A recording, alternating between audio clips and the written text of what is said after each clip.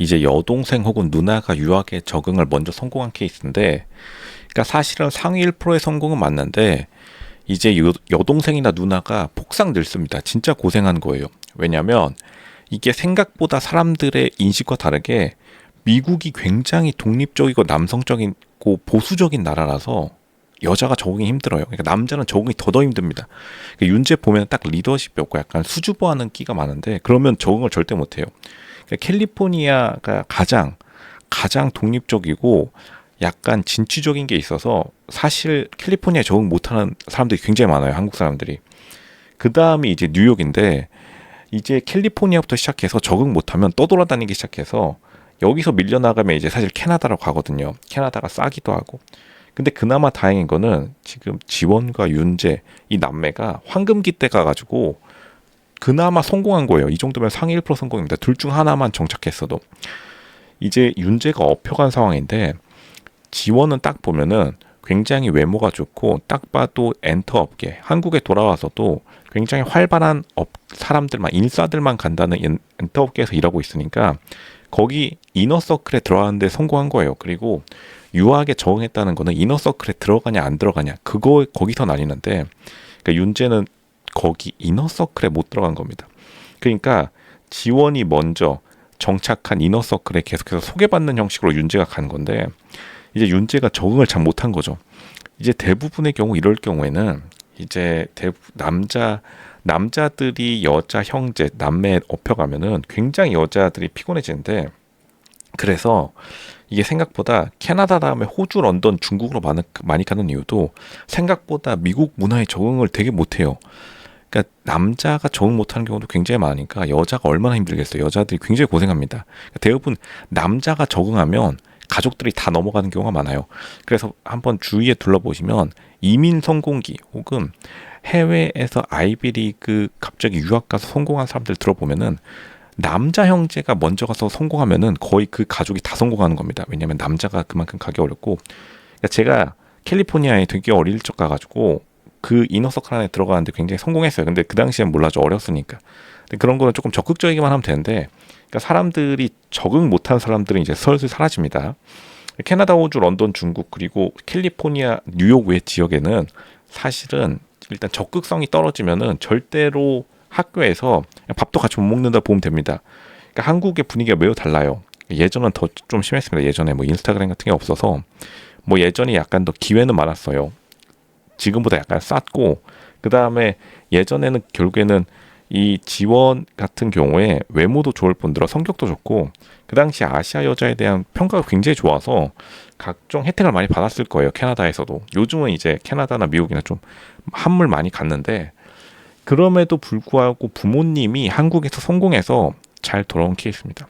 근데 결국에는 지원만 고생한 거죠. 왜냐하면 지원은 그 힘든 유학 생활의 이너서클에 들어가고 자기 친오빠를 이너서클에 그렇게 어울리게 자기가 직접 소개시켜주고 그러니까 자기가 약간 제2의 엄마처럼 활동한 거나 다름없는데 그러니까 이런 경우에 이제 되게 서러움이 쌓일 수밖에 없어요. 응어리가 반대가 돼야 되는데 이 반대가 되면은 반대가 되는 게 가장 좋은데 이게 유학의 정말 어두운 측면입니다. 이 유학의 굉장히 어두운 측면이 이제 남자 형제, 남자 중에 누군가 적응 못하는 순간에 지옥이에요. 지옥. 그 말은 메인 도시로 갈 수 없거든요. 그러니까 사실 결국 돌아온 이유도 이게 남자가 적응을 해야지. 그러니까 자신의 가족, 친척 중에 남자가 적응해야지 그 사회에 100% 정한 거거든요. 그러니까 결국에는 사실 캐나다에 남고 싶었을 거예요. 근데 보면은 윤재가 이 연애남매 자세히 들어보면은 자기가 2020년에 돌아왔다고 하는데 그러니까 그런 거 보면은 윤재가 남아 있기 이전에 캐나다에 완벽하게 적응해 들어가는데 마지막까지 어려움을 겪었을 확률이 높고 그러니까 보면은 마지막 연애도 3년 전이라고 하죠.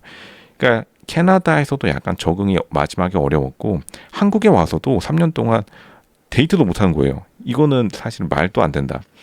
그러니까 윤재가 약간 조금 그나마 부모님이 성공한 고깃집 체인점을 낸 고깃집의 하나를 자기가 맡아서 하고 있는 거는 굉장한데 그만큼 지원이 얼마나 고생했을지 눈에 보입니다. 그러니까 지원은 진짜 고생한 거고 게다가 한국에서 어쨌든 다른 직장 생활을 하고 있으니까 얼마나 피곤하겠어요. 그러니까 얼굴에 약간 그늘진 모습이 체력이 떨어지고 있다는 거예요. 언제나 10살, 20살 같을 수 없으니까, 20살 초반 같을 수 없으니까. 그러니까 폭삭 늙고 되게 이제 눈빛을 보면은 세상 모든 고난 다 겪은 눈빛이에요. 거의 뭐 이런 정도 눈빛 이해가 간다. 이거는 윤재 잘못입니다. 이거 윤재가 정신 차려야 되고, 윤재가 지금 연애남의 방송 촬영분을 보면은 굉장히 어리광스러워요. 이게 지금 농담할 때가 아니라, 이게 윤재가 만약 한국에서 이 캐나다로 중간에 안 나갔다라고 하면은, 그리고 윤재가 왜 중간에 지원이 먼저 나가서 성공하고 윤재가 따라했겠어요. 윤재가 어린 시절에 한국에서도 제대로 뭔가 두각을 못 나타낸 겁니다. 그러니까 지원의 이 그늘에 가려서 지원의 어떻게 보면 에너지를 윤재가 많이 소비한 거죠. 그러니까 지원 입장에서는 굉장히 슬플 수밖에 없다. 그러니까 이게 결국에는 어떻게 보면은 시간을 낭비한 거예요. 캐나다에서. 그러니까 무조건 사실 미국 캘리포니아나 뉴욕에 정착했었어야 되는데, 이건 좀 안타까운 케이스입니다. 이제 윤재가 사실은 부모님 입장에서는 윤재가 캘리포니아나 뉴욕에서 성공했기를 바랐겠죠. 캐나다에 처음에 진입은 캐나다로 했지만 남자가 조금만 활발하고 성격이 좋으면 캘리포니아 뉴욕에 정착할 수 있었는데, 이때 당시에. 그러니까 이게 굉장한 투자 금액 대비해서도 별로 부모님이 많이 얻지 못한 상황입니다. 부모님이 오히려 잘 돼서 그냥 은수저에서 금수저로 자동으로 업그레이드한 케이스. 그러니까 사실은 이 여동생, 그러니까 지원의 입장에서는 단순 연애뿐만 아니라 자신의 젊은 시절, 어린 시절 동안에 자신의 캐나다 인맥 플러스 뭐 한국의 인맥 다 동원해도 자기 친오빠의 도움을 못 받았다는 것 자체가 굉장히 여자 입장에서, 특히나 여동생 입장에서는 다른 가족들과 비교할 수밖에 없고, 다른 가족들과 비교하면은 그러니까 굉장히 서러울 수밖에 없죠. 이제 서럽다라는 말밖에 안 나올 겁니다. 다른 가족들, 그리고 다른 해외 이민 혹은 해외 유학에 성공한 가족들 보면은 대부분 친오빠가 정말로 날아다니면서 자기 직장도 잡아주고, 혹은 미래에 결혼이나 연애 같은 것도 친오빠가 인맥이 좋으면, 이게 어떻게 보면은 지금 용우랑 주연 보면은 딱 알 수 있죠. 용우는 결국에 미국에 비행학교 가서 미국에서도 정착하고 한국에서 정착하니까 왔다 갔다 하면서 한국에서 친구들 쫙 데려오고, 그러니까 주연은 오히려 약간 응석바지처럼, 나이 차이가 좀 나긴 하지만 주연이 오히려 굉장히 편하게 남자들과의 관계에서 자신감을 얻는 모습을 보이는데, 지원은 그런 것도 없고 자기가 다 헤쳐나가야 되는 거예요. 그리고 자기가 다 헤쳐나가면 그만큼 힘들 수밖에 없다. 힘을 모으는 것도 모자라서 윤재가 그냥 버스 뒷자리에 타고 지원이 이 힘든 가족이라는 버스를 움직인 겁니다. 근데 더 웃긴 거는 부모님도 그래요. 인터뷰 보니까 아빠는 조용하고 한마디도 안 하고 엄마가 하루 종일 말하시던데, 그런 거를 배운 게 아닌가. 이게 조금 안타깝다. 지원이 지금이라도 조금 명상을 해야 되고, 왜냐하면 속에 화가 많이 쌓였을 테니까요. 윤재가 좀 철이 들어야 돼요. 윤재가 철이 없습니다.